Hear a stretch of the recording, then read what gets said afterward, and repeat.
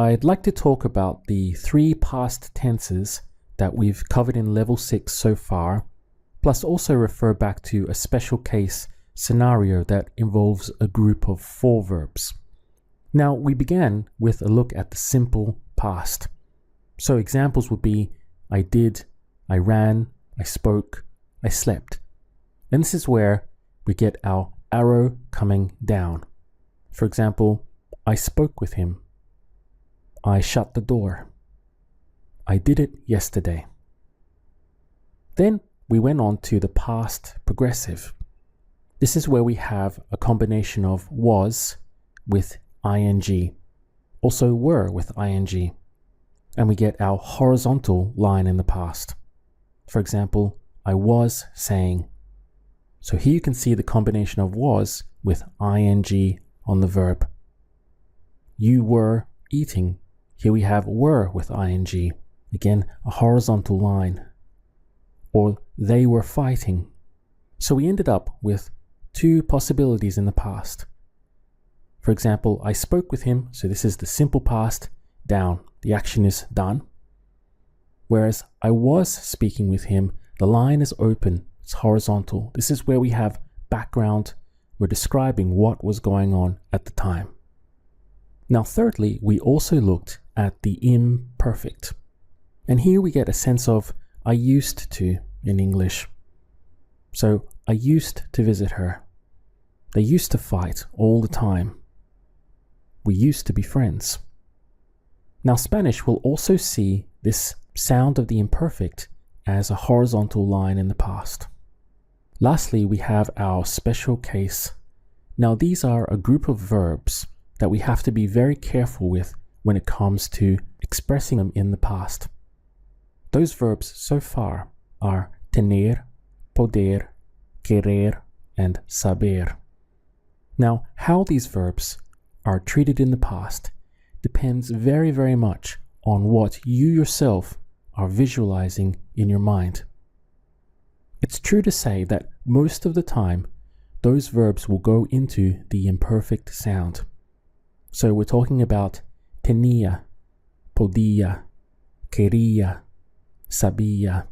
You'll find that these verbs tend to fall into this imperfect sound unless there is a very specific reason not to do so. And this is something that we covered earlier in level 6. Let's quickly look back at an example. So we have here the difference between podía, which is the imperfect sound, horizontal line, versus pude, which is the simple past sound. And of course the verb is poder. Both mean I was able to, or I wasn't able to if you had no podía or no pude. And we had this paragraph which read, estaba lloviendo, so it was raining. And I was trying to open the door. Y estaba tratando de abrir la puerta. Pero no podía hacerlo. But I wasn't able to do it, or I couldn't do it. Then a neighbor arrived. Llegó un vecino to help me, ayudarme. And finally, y finalmente, después de una hora de intentarlo, so after an hour of trying, pude abrir la puerta. I was able to open the door, or I could open the door. So this is why this group of verbs, they are special cases that we have to be careful with. In the first part of the paragraph, we're referencing background. This is what was going on at the time. So we have the sound of no podía. I was trying to open the door, but I wasn't able to do it. And this was going on at the time. So we have this horizontal line moving across the page like this. Then finally, a neighbor arrived and I was able to open the door. So we have this downward arrow, pude. This is the action completed. So you can see with these verbs, you have to be careful and pay attention to what it is that you are visualizing. Now this happens with all this group, so it doesn't matter if it's tener, poder, querer, or saber, you have to make this distinction as to what you are visualizing in your mind. Are you describing background, or are you describing an action that was completed? It's over, it's done. You'll see these sounds also represented in the chart. So in the simple past, the line down, you can see the sound is pude. whereas with the background and the imperfect sound, this horizontal line sound is podía. Another example might be, say if we take another verb from that group, would be querer. So in the horizontal line, the imperfect, we have this sound of quería, but in the simple past, that sound goes to quise, which would be here at the bottom. So for example, we could have quería hacerlo versus quise hacerlo. So quería hacerlo, this is the horizontal line. I wanted to do it. And a native Spanish speaker will be waiting for you to continue because the line is open, it's not closed. Okay, you wanted to do it, but were you able to? What happened? They don't know. Whereas if you say quise hacerlo, now you give them this sound of this downward arrow, and that means that you wanted to do it and you did in fact do it. The line is closed, the arrow comes down. So once again, we have this contrast of describing background versus describing something that's over. Remember that the simple past is like turning on a light switch or shutting a door. It's over, it's done. So in level 6, what we've done is really begun a study of the past. And to summarize, what we have so far is the simple past with the arrow coming down. Then we have the past progressive, which is the was with ing or the were with ing. This is the horizontal line. Then we have the use of the imperfect, which is this idea of I used to in English. And we have our special case verbs, where you have to decide if you're describing merely background information, setting the scene, or something that's over and done. So these were the verbs of tener, querer, poder, and saber. Now, next up, we're going to get into some dialogue practice where we will have to use and make choices between these different tenses in the past. Over time, and the more practice you do, the more exposure you get to these types of concepts in Spanish, the clearer they will become. Welcome to Dialogue 1A. We're going to pretend that two people are having a simple conversation, so we're going to have person A and person B. Let's begin by looking at what person A starts off with.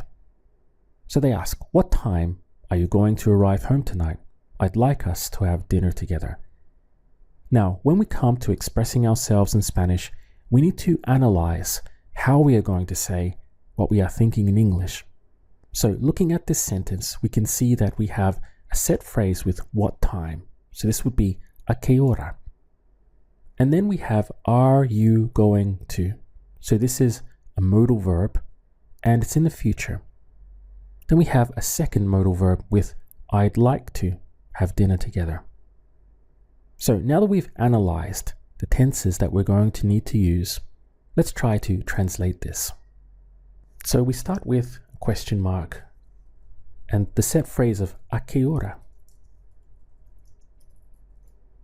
Now we have our modal verb of are you going to. So vas a, and then the verb to arrive is llegar. Home would be a casa. And tonight, esta noche.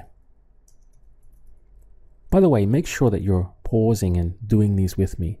Don't just sit back and watch passively. Try to pause and work it out along with me. Let's finish our question mark here. Then it goes on to say, I'd like to have dinner together. So again, we have more modal verb structure. Me gustaría. And then the verb to have dinner is cenar. And together would be juntos. So, that's not too hard. ¿A qué hora vas a llegar a casa esta noche? Me gustaría cenar juntos. Now the reply comes with, I don't know yet. I have a lot to do today. After speaking with Richard, I can tell you. So again, we have to analyze this. How are we going to say this in Spanish? Well, we begin with the present tense, I don't know yet. And we have to pay attention to the placement of this word yet. The sound in Spanish is todavía. Now, if you put todavía at the end of the sentence here, in Spanish, it will stand for yet. If you put that same word, todavía, up front, it will stand for the word of still in English. So you could have todavía no lo sé, I still don't know. Whereas no lo sé todavía, I don't know yet. So yet at the end with todavía, or still up front with todavía.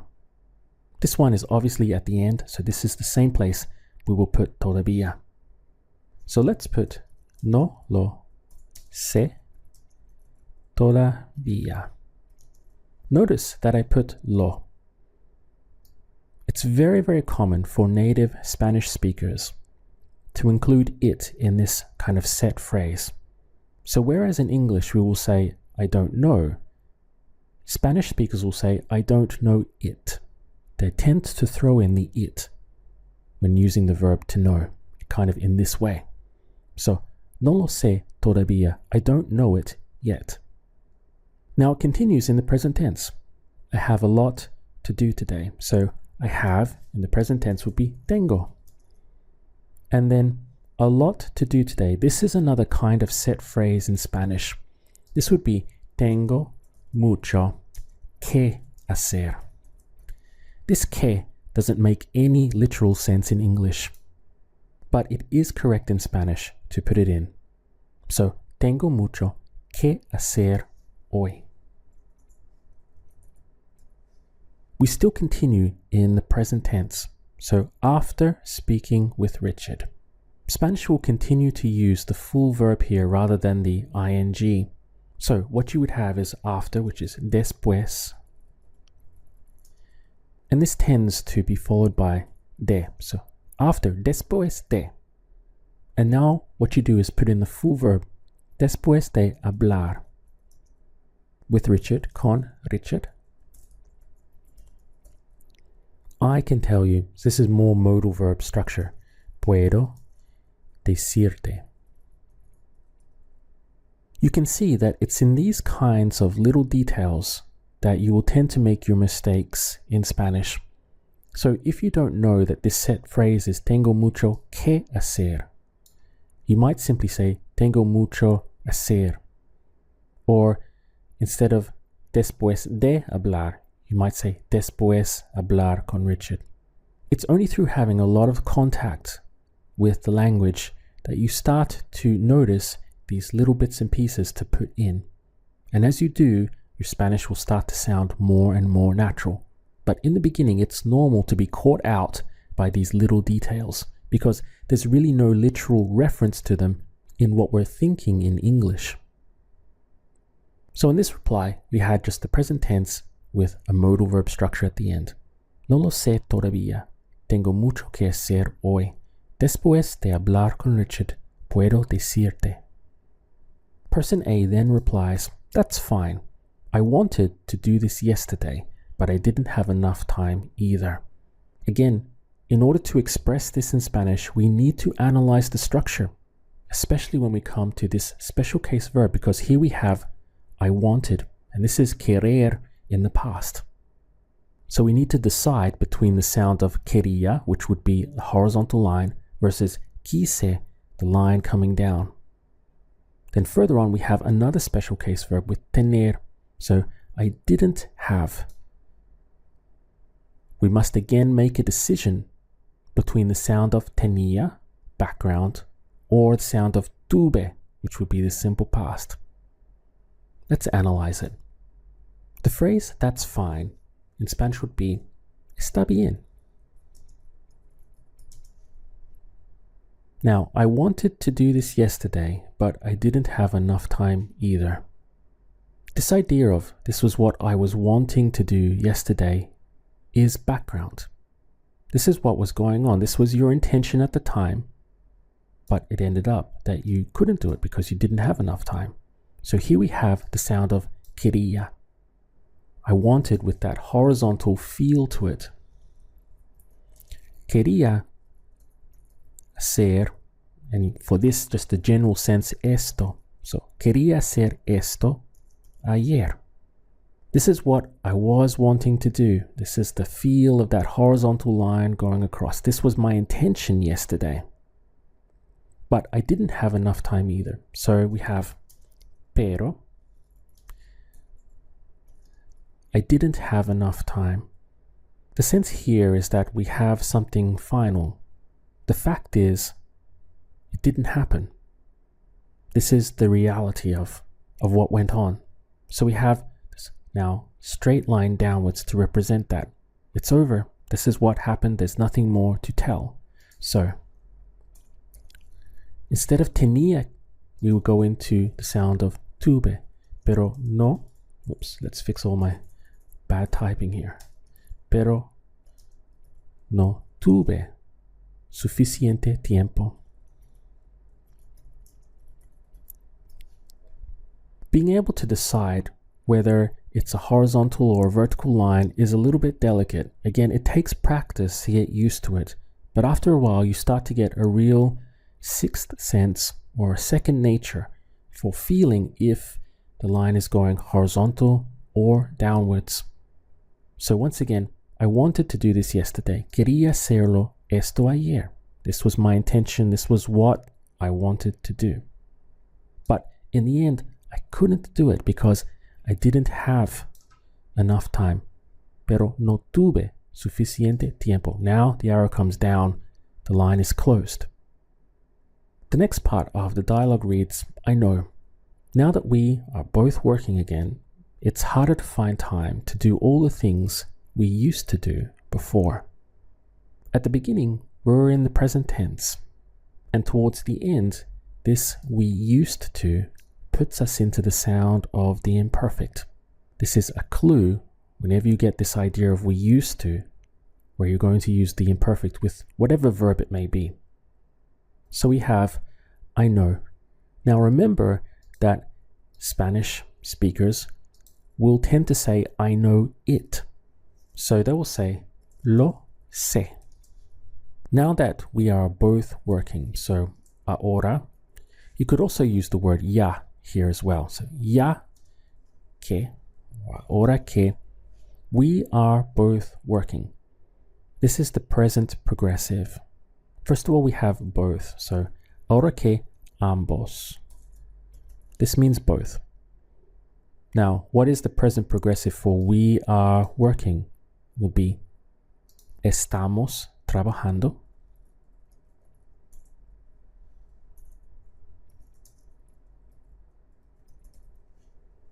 So present progressive. Ahora que ambos estamos trabajando. Literally, now that kind of both of us, we are working, it's harder to find time. So es más difícil.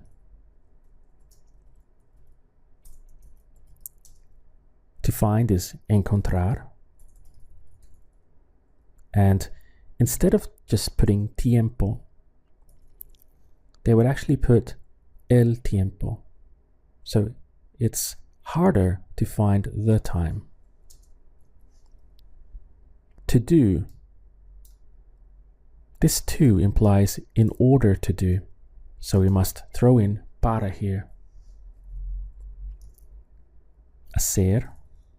All the things. So the thing is la cosa. Now all the things would be todas las cosas. All matching. Todas las cosas. Then we have we used to do implies all the things that we used to do. So whenever you get that situation where that is either said or just implied in English, you must put it in Spanish. So, para hacer todas las cosas que. The verb is to do. So we know we're working with hacer. But what we want to express is we used to do. So we must go into that imperfect sound of hacíamos. And the word before would be antes. So looking at our or analyzing what we have begins with the present tense and this idea of we are working, so present progressive. This again is all present tense until it comes to this idea of we used to. So we went into the sound of the imperfect. So, lo sé. Ahora que ambos estamos trabajando, es más difícil encontrar el tiempo para hacer todas las cosas que hacíamos antes, that we used to do before.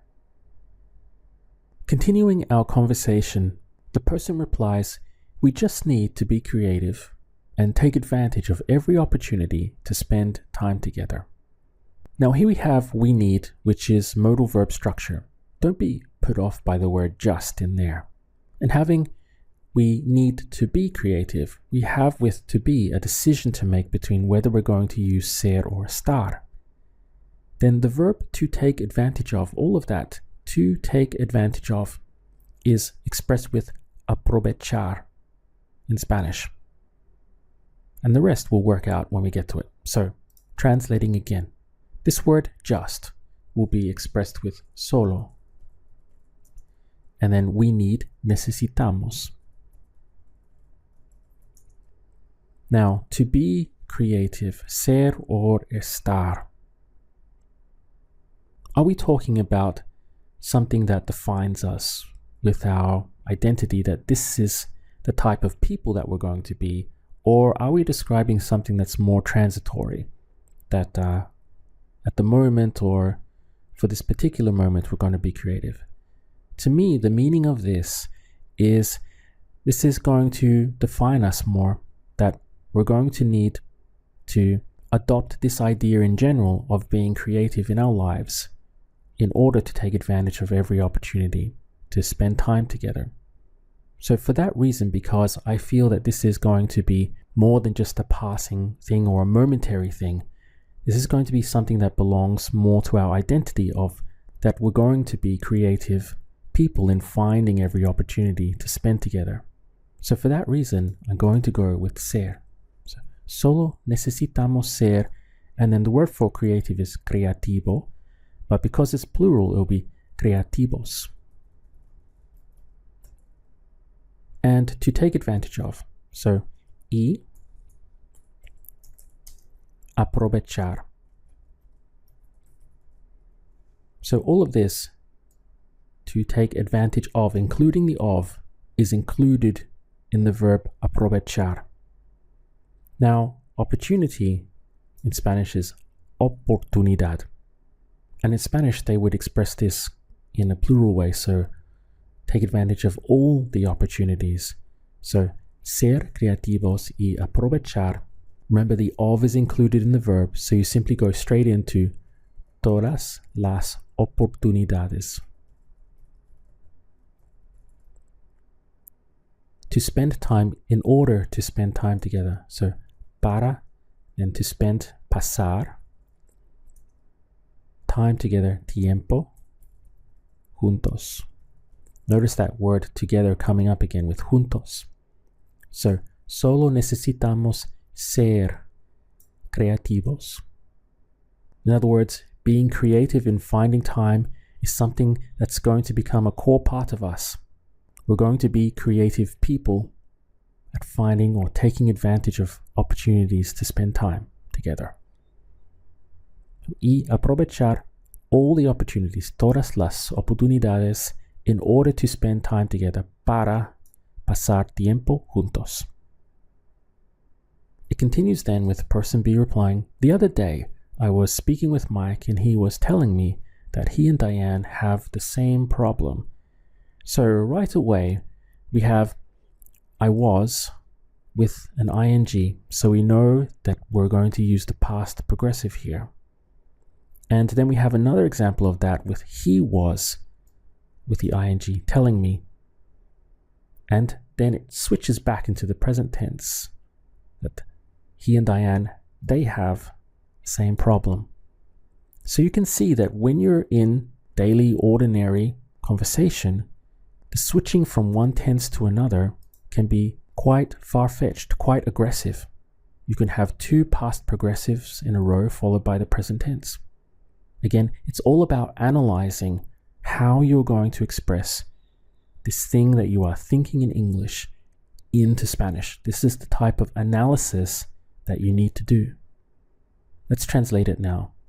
So, the other day would simply be el otro día.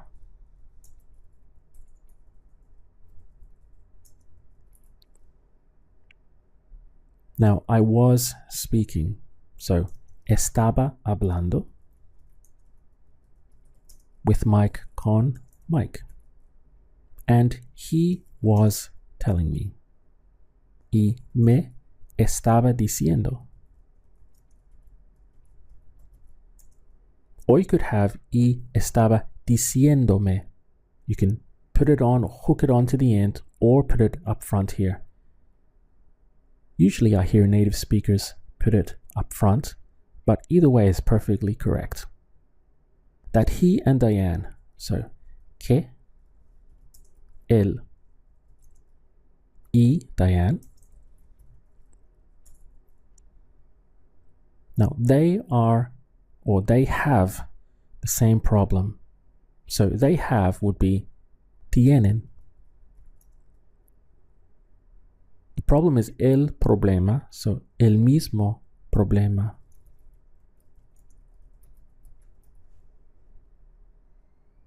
Reading it, we have el otro día estaba hablando con Mike. I was speaking or I was talking with Mike.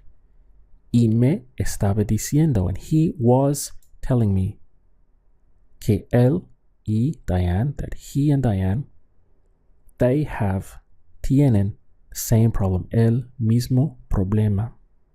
Then person A replies, really? So there are a few ways that you can express this in Spanish. You could say, de veras? Or you could say, de verdad? Or you could say, en serio? All of those options are correct. De veras? De verdad? En serio? And person B replies, yes, they're worried that they don't spend enough time with their children. So we have present tense. They are worried. But again, we're going to need to make a decision between ser or estar. So let's go straight to the translation. So we have sí. Now, being worried is an emotion. So right away, I'm thinking to go into estar, because I'm not saying that they're worried people. What I'm saying is they're worried about this particular problem or situation with their children. So this is not belonging to their identity. It's just what they're going through at the time when it comes to this problem. So, sí, están preocupados. To be worried in Spanish is to be preoccupied. So, están preocupados. Now, another thing will happen here in Spanish that will catch you out if you're not, again, aware of what they typically do. They will follow this with de que. So instead of just que, as we have here in English, they will actually throw in de here. So, si están preocupados de que. They don't spend, the verb is pasar. So, they don't spend, que no pasan enough time, suficiente tiempo, with their children con sus hijos or con sus niños. And there we have it. This was all in the present tense, but we had to make a decision between ser and estar here, and we also had to be careful with this idea of de que. Again, there's no real grammatical rule to help you. It's simply through exposure to the language and to native speakers and hearing them over and over and over again do this that you start to remember to do it yourself. This is how your own Spanish will become more and more natural sounding, by mimicking all of these little things that native Spanish speakers do. The reply comes with, I didn't know that. And here we have the verb saber, which is in our special case or our special group of verbs. So let's analyze this. Remember that, first of all, you will use the word it. So, no, lo. I didn't know it. Now we have to decide between the sound of sabía, which would be that line, that horizontal line, or the sound of supe, which would be that arrow coming down. As I mentioned before in the last video about 3 past tenses, most of the time with this group of verbs you will go into this imperfect sound with sabía. The reason is because if you use supe, it's like saying that you found out. In other words, so the line is going across the slide here.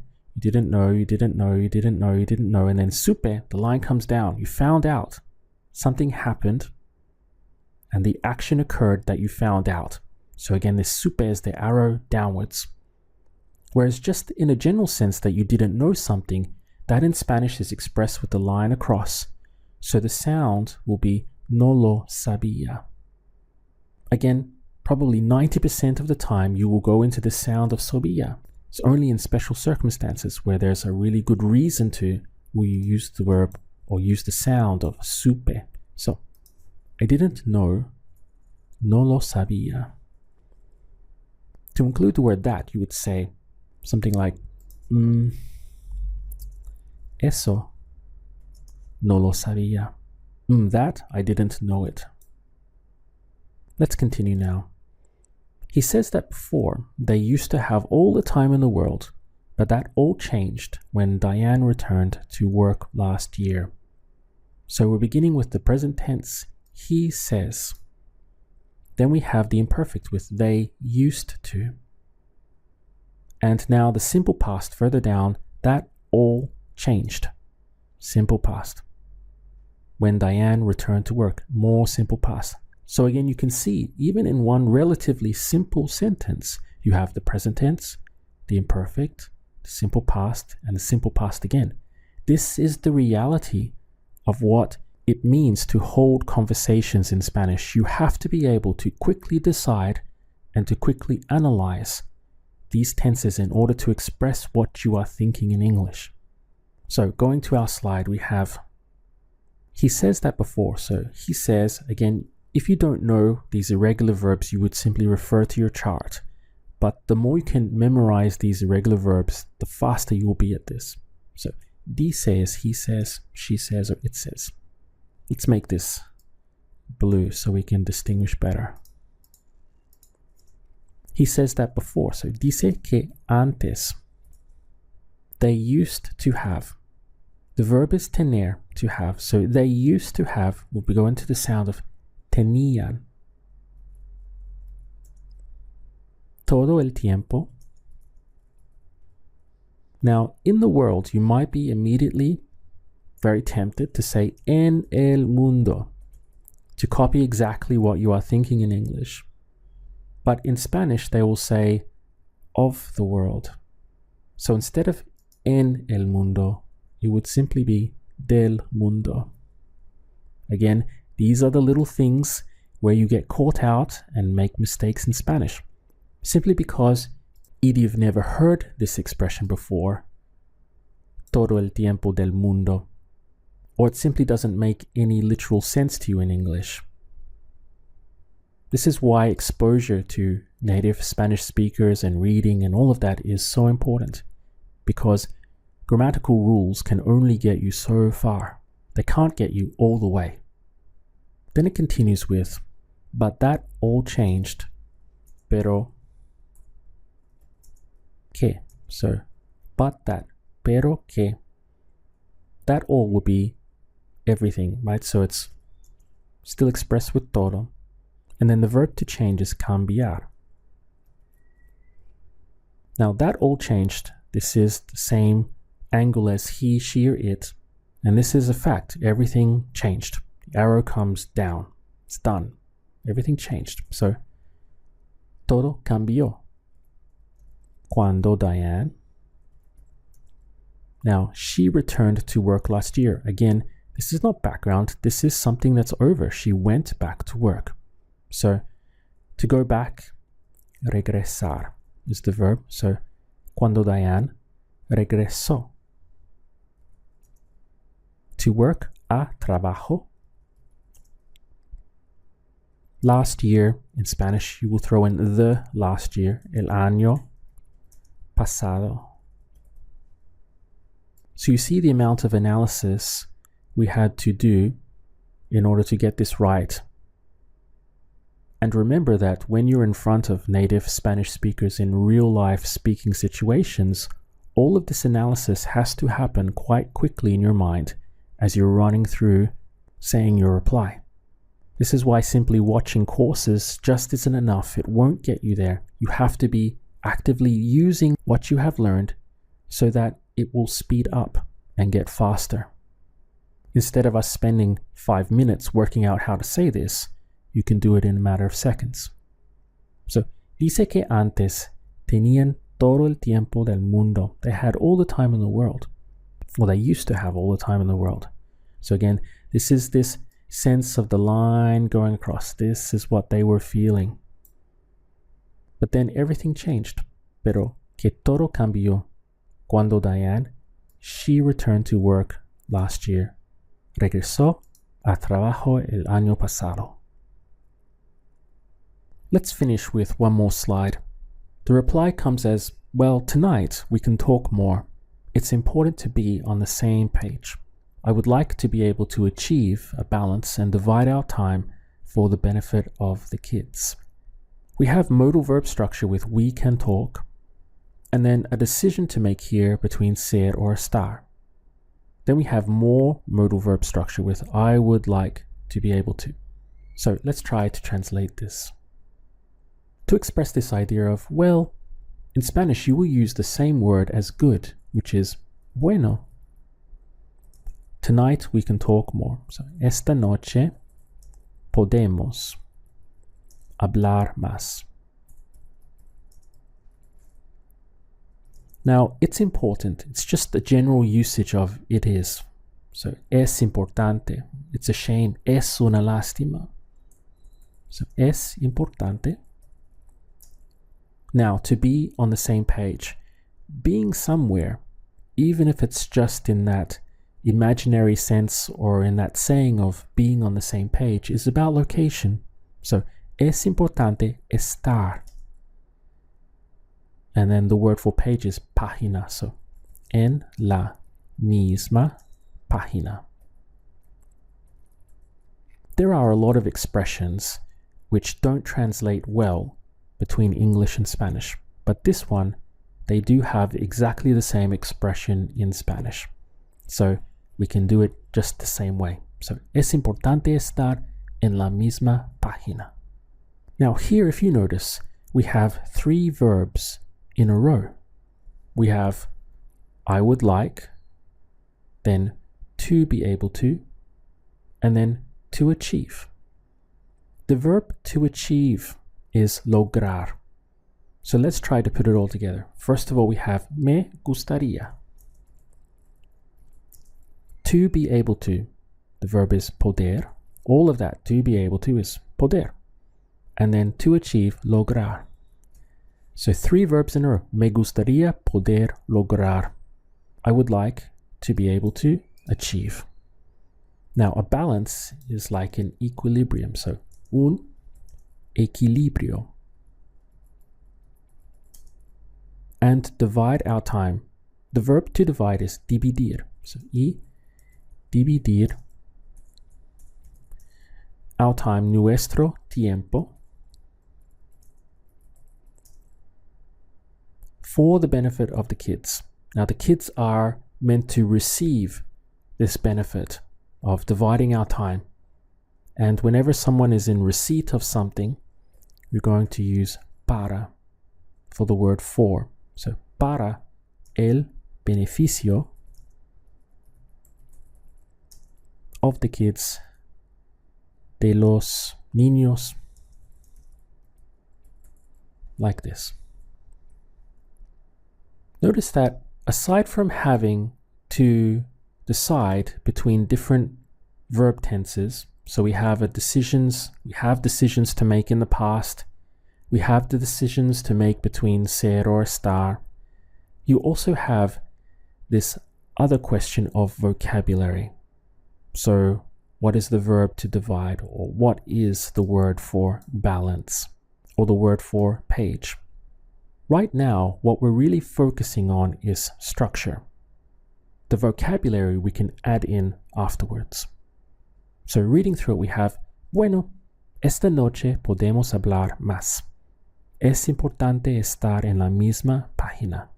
Me gustaría poder lograr un equilibrio y dividir nuestro tiempo para el beneficio de los niños.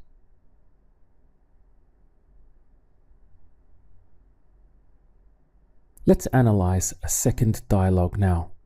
It begins with person A saying, my uncle used to live in this house. So, analyzing this sentence, what verb tense are you going to need to use? Well, the used to means that you're going to use the imperfect. So, let's translate this. First of all, we have my uncle, which is mi tío.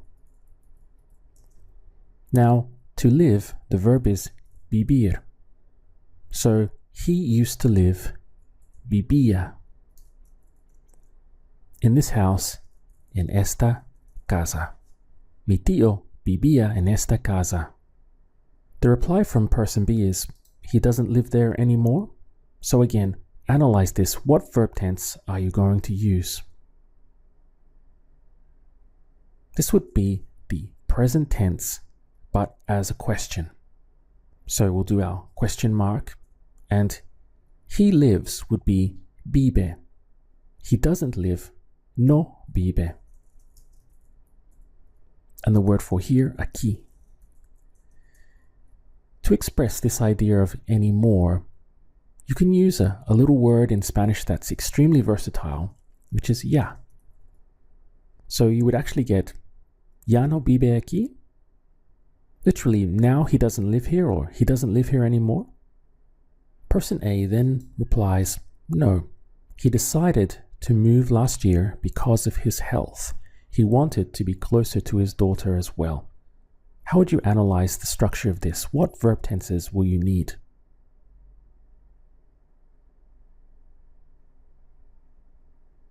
So it begins with he decided. A decision was made. This is the simple past, the arrow coming downwards. Then we have a special case verb with querer in the past. He wanted. So we're going to have to decide between the sound of quería and quiso. Let's translate it and see what we get. The answer is obviously no. Now the verb to decide, decidir. So he decided, simple past, decidió. And this idea of to move, or move houses, move countries in Spanish, they very often will use the verb cambiar, but they'll use it reflexively. In other words, to change oneself, cambiarse. Reflexive verbs will be covered in level 7 of the course, but this is just a little introduction to how they work. So what we would have is, no, he decided to change himself, meaning to move last year. So, el año pasado. Then we have this idea of because of his health. Now, when you get this because of, very often in Spanish, you will use por to express this. So this is the reason why he decided to move. Por su salud. With he wanted, we have a special case verb. So this is querer, but it's in the past.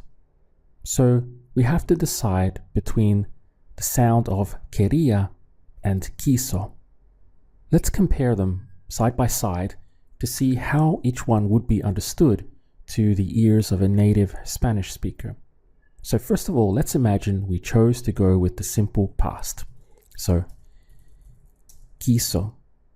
And then to be closer to his daughter, what are we going to choose between ser and estar? It would be estar because we're talking about location, being closer to someone. The word for closer is more close, más cerca. In Spanish, we'll actually follow this with de. His daughter, su hija. And then the word for as well would simply be también. So here we have used quiso, the simple past. Now, when a Spanish speaker hears that, it's going to sound a little bit strange. Remember that with the simple past, the action is done, like closing a door or turning on the ignition in a car or answering the phone. And so what we get is this sense of this was something that he wanted to do, but for a set period of time. So this could mean he was wanting to move closer to her, but only for a period of, say, 1 week. And then the arrow came down with quiso and he stopped wanting to move closer to her. Or it could be for 5 years or for 2 years, whatever it may be. But by using the simple past, the arrow comes down and the action is over. That is how the use of quiso would be understood. That he wanted to do this, but it had a start and an end. Now, by changing into the imperfect sound of quería, we're getting rid of this ending, and we have a much more general sense of this was what he was wanting to do. This was the feeling that was ongoing when he made this decision to move. Not just because of his health, but also because he had this sensation of wanting to be closer to his daughter as well. Now, this fits in much more naturally with what we are trying to express in this sentence. And it's another example of why with these special case verbs, you will tend to go into this imperfect sound more than you will with the simple past. When using the simple past with querer, poder, saber, and tener, you have to have a very good reason, a very specific reason to use the simple past sounds. Otherwise, you will mostly be using quería, tenía, podía, sabía. So if we meant to say that he wanted to move closer to her, but for a set period of time that he felt that way, let's say for a period of 1 year, he felt the need to be closer to her, then we would use quiso to express this finality, the arrow coming down, that within this period of time, he was wanting to do that. So there would be a genuine case for using quiso because it was only within this specific period of time, and that ended. As soon as you use quiso, it means that that feeling ended. But this is not what's actually being said in the sentence. He wanted to be closer to his daughter as well, but there's no mention of a time frame or that it was only for a specific period of time that he felt that way. That's why it's much more natural sounding to go with quería, and we create this horizontal line across like this in the past. Next up, we have another question. And you? Are you happy here? So let's translate this. And you would simply be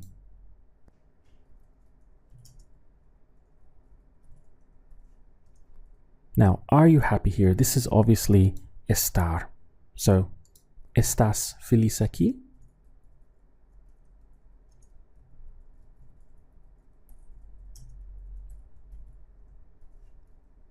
The reply comes back, yes, I love it here.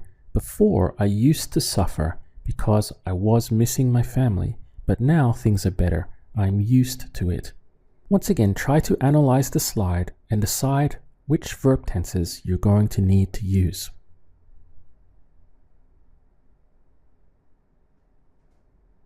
So, beginning at the beginning, we have modal verb structure with I love. Then, I used to will be the imperfect. I used to suffer. Then we have the past progressive because we have I was with a verb and ing. I was missing. Then finally, we're going to have a decision here between ser and estar because we have the word are. So putting that on the slide, we have our modal verb here with I love it, me encanta. Imperfect here, past progressive here, and a decision between ser or estar here. Let's translate. It would be sí. Now, to love something is me encanta. Works the same way as me gusta, but it's stronger. The meaning is stronger. Me encanta aquí. I love it here. Now, I used to suffer. The verb is sufrir. So I used to would be sufría. And the word for before is antes. So, sí, me encanta aquí. Antes sufría. Then because, porque. I was missing. Now the verb in Spanish is extrañar. So I was missing would be estaba extrañando. Let's put our estaba here. Extrañando. This is the past progressive. Now my family is mi familia, but Spanish will throw in the personal a here. This is something again we'll cover in level 7. So, estaba extrañando a mi familia. But now is pero ahora. Things are better. You can say the things are better, or at least that's what you would literally do in Spanish. Las cosas. Now, ser or estar are better. Which would you go for? Would you say son mejor or están mejor?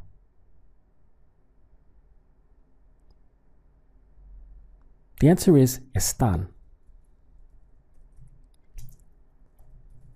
Now, why? The reason is because they've improved in their condition. Things are better now than they were before. This has nothing to do with saying that the things are always fantastic or always bad, but this is the current state or condition. This is the improvement that happened.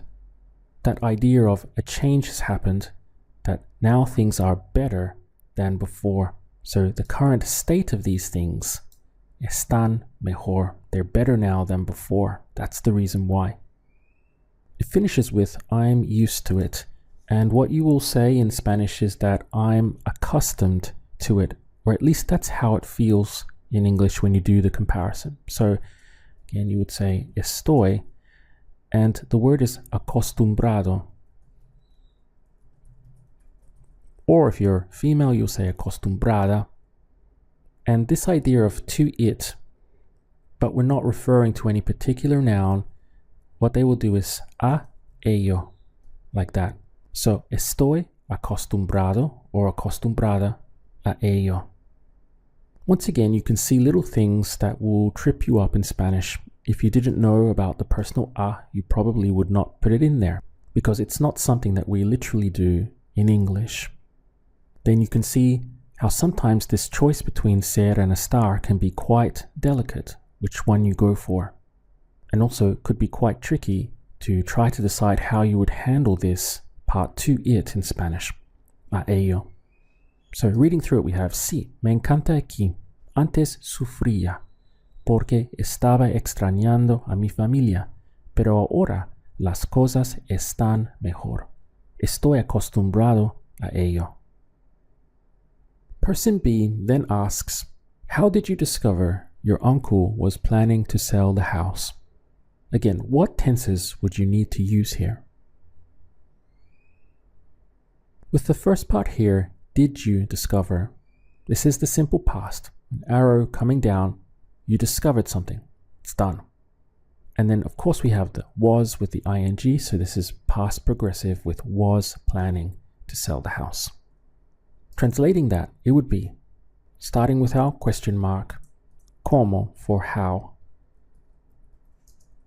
Now, the verb to discover, descubrir.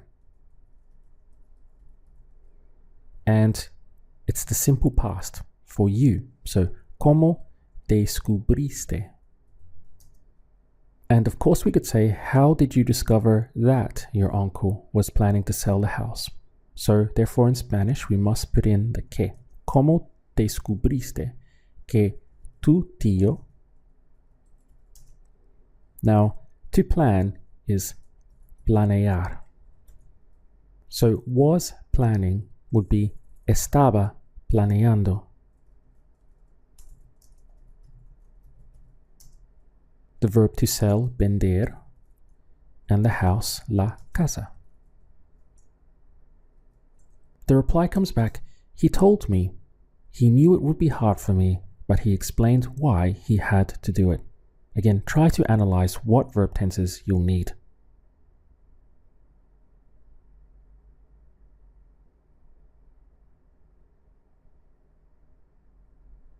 With he told me, it will be the simple past, arrow coming down. Then with he knew, we go into the verb of saber, so it's a special case verb. And then this one, it would be, is something we haven't covered yet. This is known as the conditional. We'll probably do that in level 7 or 8. Then we have he explained, this is simple past, why he had to. Now we have tener in the past, so it's a special case verb. Let's see how well we can do with this. We have he told me. So he told would be dijo. And he told me, me dijo. But remember, with the verb decir, Spanish speakers will throw in it. Just the same as in English we'll say I know and they'll say I know it. The same type of thing happens with this verb very often. So that's with decir. In English we will say he told me, but in Spanish they'll say he told me it. That's extremely common. You'll hear them doing that all the time. So it means that we need our double pronoun up front. Me lo dijo. Literally, to me, it, he told. Me lo dijo. And if you want to emphasize él, you can put it at the front here as well. Él me lo dijo. Let's put this all in blue. Now we have he knew. So it's not he found out, which would be supo, but he knew. So we go with the sound of sabía. So sabía que, because he knew that it would be hard. Doesn't matter if we didn't include it in English, we will in Spanish.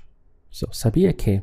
Now this line here, it would be, is the conditional, and we haven't done that yet, I know. So I'm just going to put it straight in. The sound would be sería. Sabía que sería. And then hard, difícil. For me, para mí. But is pero. He explained. This is the simple past. So the verb is explicar. And he explained, explicó. He explained to me, me explicó. Why he had to do it. So, porque. Or actually that would be because. So we would split it like this for why. Porque. Now he had to do it. Are you going to go with the sound of tenía que hacerlo or tuvo que hacerlo?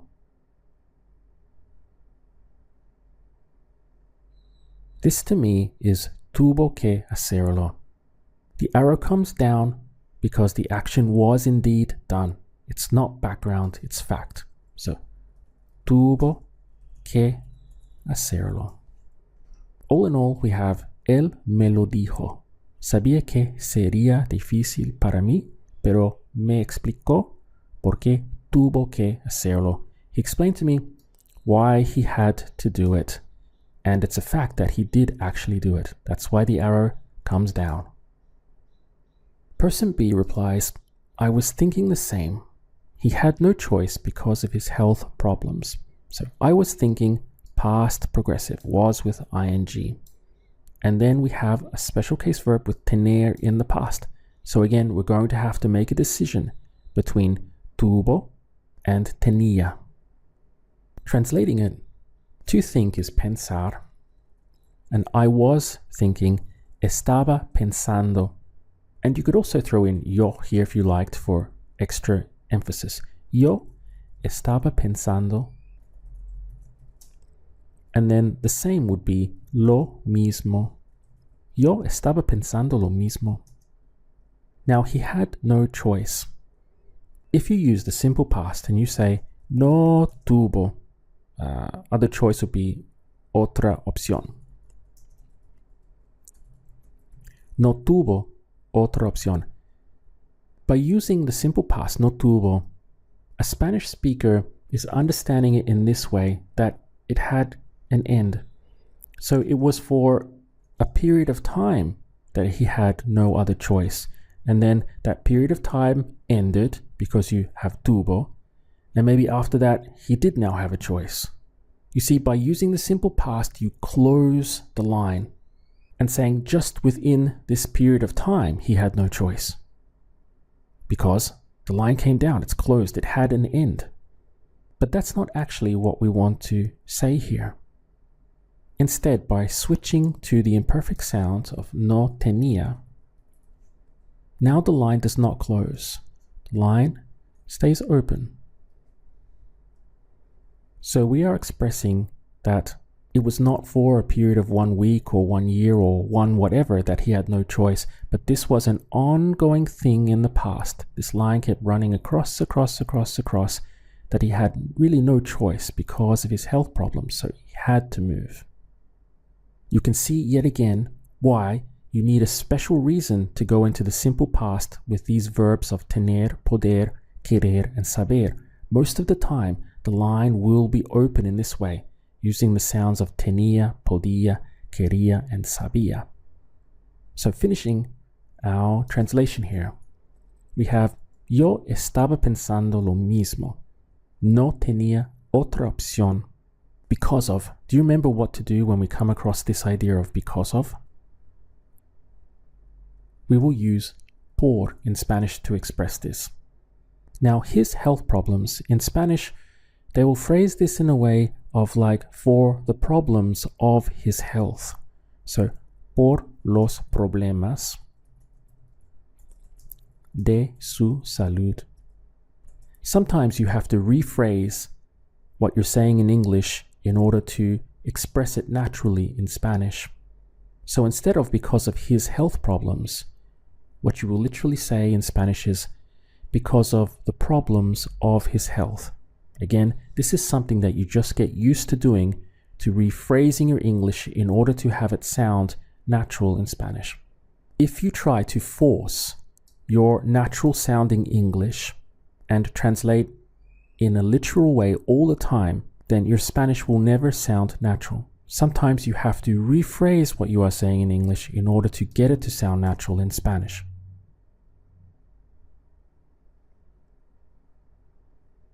Now let's take a look at a third dialogue. I was with John the other day, and while we were talking, he mentioned that you're thinking of starting your own business. Notice that we immediately have a decision to make with ser or estar.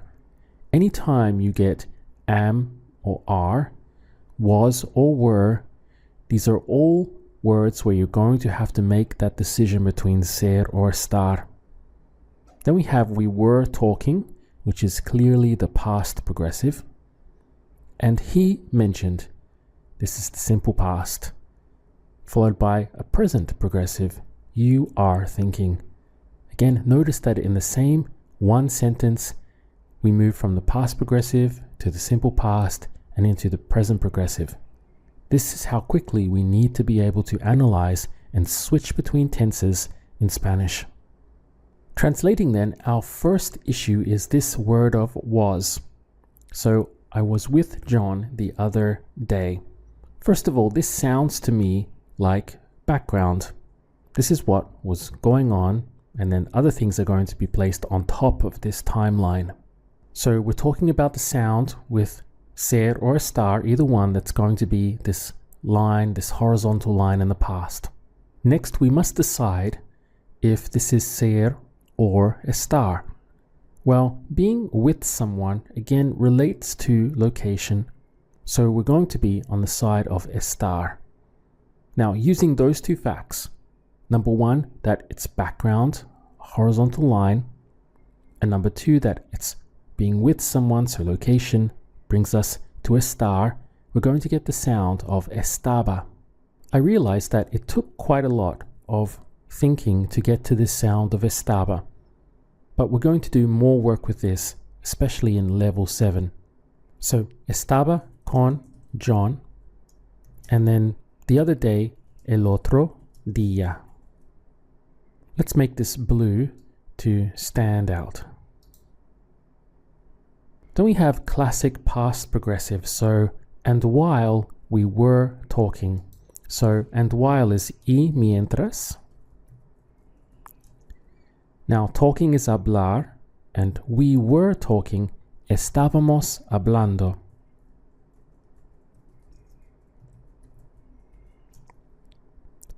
Mentioned, he mentioned, so the verb is mencionar, and that would change its sound in the simple past to mencionó. So he mentioned, mencionó, that you're thinking or you are thinking. So this is present progressive. So, ¿qué estás pensando? And whereas in English we have you're thinking of, in Spanish they will say you're thinking in. So this would be followed by en. It's another good example, I guess, of just how easy it is to be caught out making little mistakes in Spanish if you're not aware of these structures. Another thing is that you can see we go into the ing in English.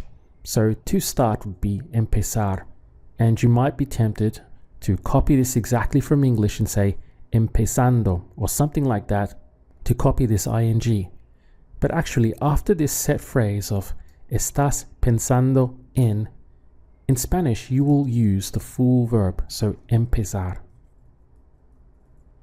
And that, by the way, won't change whenever you use this structure of you're thinking about or you're planning to. This structure of estás pensando en could stand for either of those meanings. It's always going to be followed by the full verb. Finally, we have your own business. So business is negocio, and own would be propio. So tu propio negocio. We'll make it blue and read through it once more. So, estaba con John. If you wanted to make that crystal clear that it was I, you could put yo. Estaba con John el otro día, y mientras estábamos hablando, mencionó que estás pensando en empezar tu propio negocio. Person B replies, well, yes, it's true, but I wasn't going to say anything yet. So, translating this again. For the word well, we came across this before. You simply say, bueno. Yes, it's true. So, sí es verdad. But, okay, so pero. Now, I wasn't going to. This is modal verb structure. So, no iba. And then to say or to tell, decir. The word for anything in Spanish is the same as nothing. It's nada. And then the word for yet, remember we had this sound of todavía. So if in English you put it at the end, it will stand for the meaning of yet, todavía. But if you wanted to express the meaning of still, then you would put it up the front. Same word, but it changes from still to yet, depending on where it's placed in the sentence. So we have, bueno, sí es verdad, pero no iba a decir nada todavía. Next we have, does this mean you're going to leave your job? So here we have a question and a modal verb structure with going to. Let's translate again. First off, we have a general sense of this.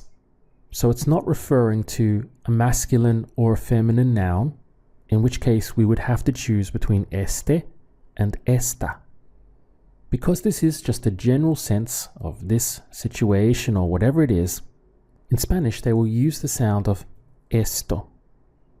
So then we have the verb to mean, which is significar, to signify. And then does this mean would be the same angle as he, she, or it. So we get significa. Bueno, esto significa that you're going to, don't forget to put in that, que vas a. And then to leave your job is the same meaning as to quit your job in Spanish. And you'll use the verb dejar. So this means to leave. It also means a lot of other things, by the way, but one of its principal meanings is to leave. And your job would be tu trabajo. Let's put in our question marks here. So, ¿esto significa que vas a dejar tu trabajo? Person B then explains, I don't know yet. It depends. That's why I decided that I wasn't going to say anything to anyone. We begin with the present tense, I don't know. Notice again that we have this word of yet, todavía, and it's going to have that same position in order to mean yet, or the equivalent of it in Spanish. So todavía be placed at the end. Then we have it depends, that's still present tense. That's why I decided, decision was made, the arrow comes down, simple past. And the modal verb, I wasn't going to. So I was going to or I wasn't going to, it's the same modal verb. Let's translate. First of all, I don't know. So no sé. And as we know, Spanish speakers will typically throw in it with this verb. So no lo sé. And then we have the word for yet, same position, the sound of todavía. No lo sé todavía. Now, to depend is depender. So it depends, depende. This phrase of that's why, you'll commonly use por eso. So for that or for that reason. That's why. Por eso. Then we have a simple past with I decided. The verb is decidir. So decidí. That's why I decided. Por eso decidí that I wasn't going to. Que no iba. To say decir. And then this phrase, anything to anyone. Remember that anything and nothing is the same word in Spanish. So decir nada, then to anyone or to no one, again is the same word in Spanish, a nadie. So, no lo sé todavía, depende. Por eso decidí que no iba a decir nada a nadie. In English would be anything to anyone. But it could also literally be in Spanish, nothing to no one. Person A then replies, yes, I understand. It's better to be sure. When are you going to start? So we have present tense with yes, I understand. Then we have question of ser or estar with it is. And another ser or estar decision here, to be sure. Then we have modal verb structure with when are you going to? So we have yes, I understand. Let's put this in blue again. So sí. Entender is the verb, right? To understand. So entiendo. Now, it's better to be sure. This is just a general usage of it is. So it would be es mejor. Notice that it ties in very well with it's better, es mejor, or it's a shame, es una lástima. It's important, es importante. It's different, es diferente. Then to be sure, estar seguro. Meaning that this is the state that we're in. Being sure or being unsure. So we're in the state of being sure, estar seguro. Then we have a simple question. So, when are you going to start? ¿Cuándo vas a empezar? ¿Cuándo vas a empezar? This should have an accent over the A and just a normal N. So person B replies, next month. I couldn't decide if I should buy an office or rent one, but when I spoke with John, he convinced me that I should rent first and then see what happens. Now imagine if this is what we wanted to say in a conversation. Again, we're going to have to quickly sort through the verb tenses we'll need. I couldn't. So this is the verb poder and it's in the past. I wasn't able to decide. So this is a special case where we have to consider it carefully. Then we have I should, modal verb. I spoke, simple past. He convinced me, simple past. Then that modal verb again with I should. and finally ending with the present tense. Let's do our best to get through this one. Next month. So month is mes. And next would be próximo. And they would actually say the next month. So el próximo mes. Let's change this all to blue. Now we have an important decision here with I couldn't. I couldn't decide. This to me is a line in the past because I still really don't know what happened yet finally. In the end, John convinced me that I should rent. But first of all, we had this line in the past going across ... where I wasn't able to decide. Couldn't decide, and then something happened. John convinced me. So this is background. We want to leave this open. We don't want to close it with the arrow down. So we have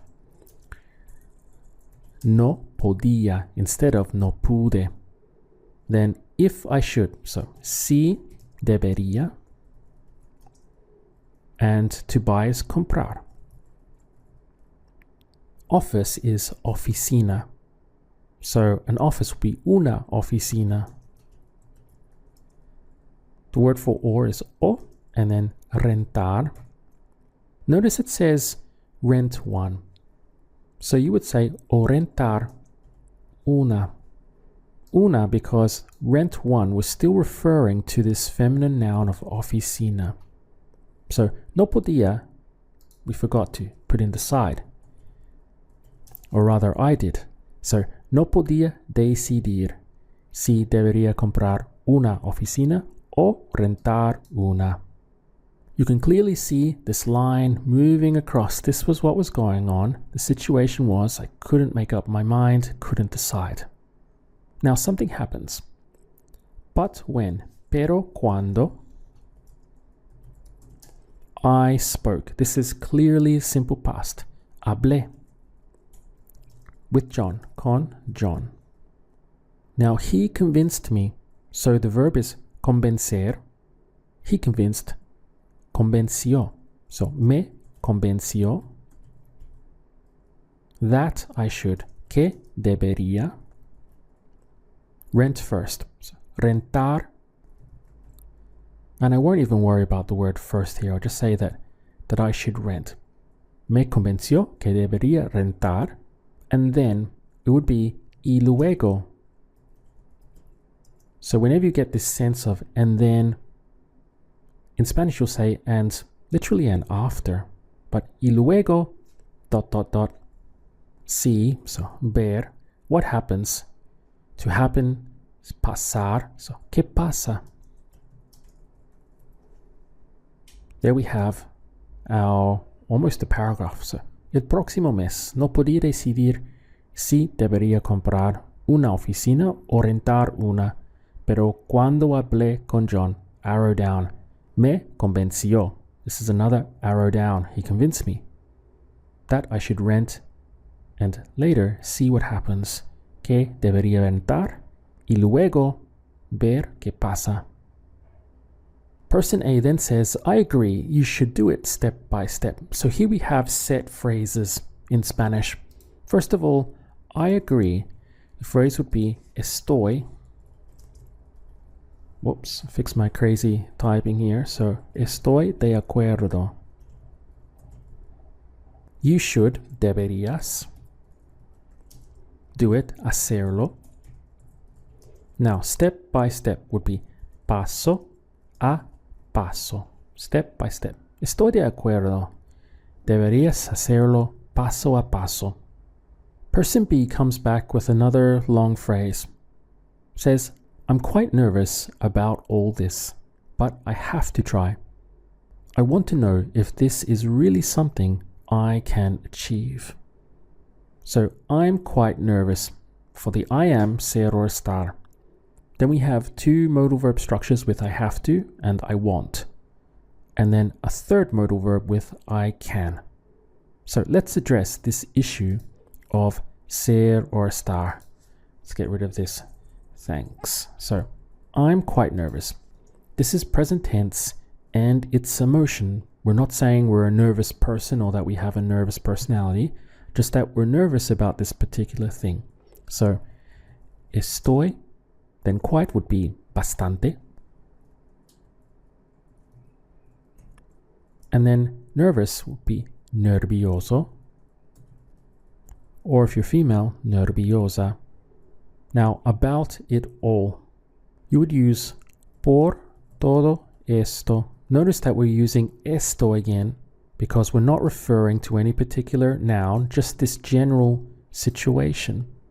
And por is because of all of this. Remember, when we get that sense in English of because of something or for something, this is the reason why we're feeling this way. Spanish will throw in the word por. So I'm quite nervous for the reason of or because of all this. You see that in some ways we have to think in a hybrid fashion. In English we said about, so immediately your mind might run to así que or sobre, but you have to consider not word by word, but the phrase or the meaning as a whole. So about it all, por todo eso, because of all of this. That's why I'm nervous. Then we have modal verb structure, but I have to. So, pero, tengo que, and to try, intentar. And remember that Spanish speakers will often say to try it. They'll throw in the it. So, tengo que intentarlo. Even though you wouldn't do it in English, in Spanish it sounds more natural if you literally say, but I have to try it. Now we have another modal verb. So, I want to know, quiero saber, if this is really something I can achieve. So, si esto es. Again, just that general situation. Si esto es, and then really something. So, realmente algo that I can achieve. To achieve something in Spanish, the verb is lograr. We've come across that before when we had 3 verbs in a row. So, si esto es realmente algo que puedo lograr. Meaning if this is something I can really do. So, estoy bastante nervioso or nerviosa por todo esto. Pero tengo que intentarlo. Quiero saber si esto es realmente algo que puedo lograr. Person A comes back and says, yes, John said you were very committed to doing this. He thinks you're going to be successful. So John said simple past. That happened. And then we have an important decision between ser or estar, but in the past with the word of were. Now we have present tense, he thinks, and a modal verb, you're going to. So let's see how well we can get through this one.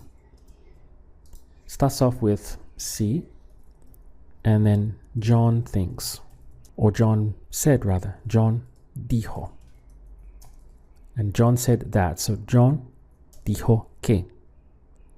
Now you were very committed to doing this.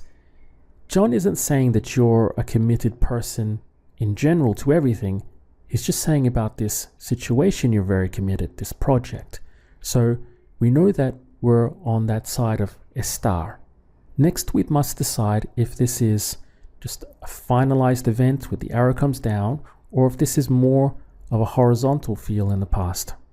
For me, it's definitely that horizontal field because this is still ongoing. So, sí, John dijo que estaba, or should be estabas for you, and then the word for very, muy, and then committed. This again is where we need that vocabulary. So the word for committed is comprometido. Like this. Sí, John dijo que estabas muy comprometido or comprometida if you were a female or talking to a female about them. And then to doing this, hacer, esto. Here we have that word of esto again.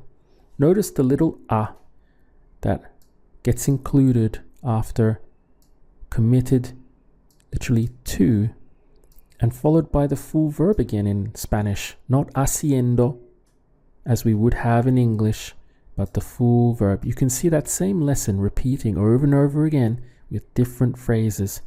This is how you eventually learn how to do things, because you're constantly hearing them and seeing them be repeated. Now, often you won't get it the first time or even the 10th time. Maybe by the 30th time, you'll finally start remembering to do this yourself. This is how it really works. Now, if we had not gone with that horizontal sound in the past, then what it would mean is that, well, John said that you were committed, and then, the arrow comes down because you've used the simple past, and you would have this feeling of like, well, that ended, you're no longer committed. You see, this is what I mean by the simple past. You don't want to close the arrow, that horizontal line, unless there's a really good reason to do so.